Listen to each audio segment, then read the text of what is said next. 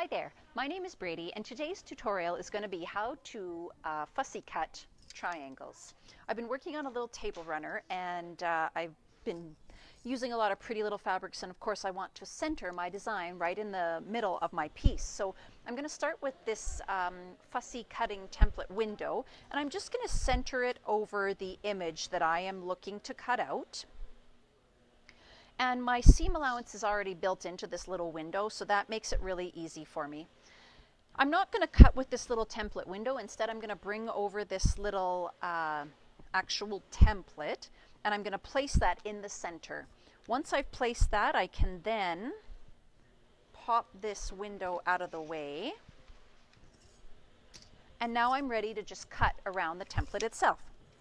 I always start by pulling back just a little bit to make sure that I make a full cut. And I'm just going to cut all three sides.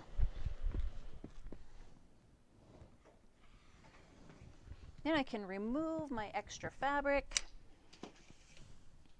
and I have got a perfectly cut triangle. If that is something you might be interested in, then go ahead and click the link above the video. And while you're here, please subscribe to our YouTube channel. Thanks for watching. Bye for now.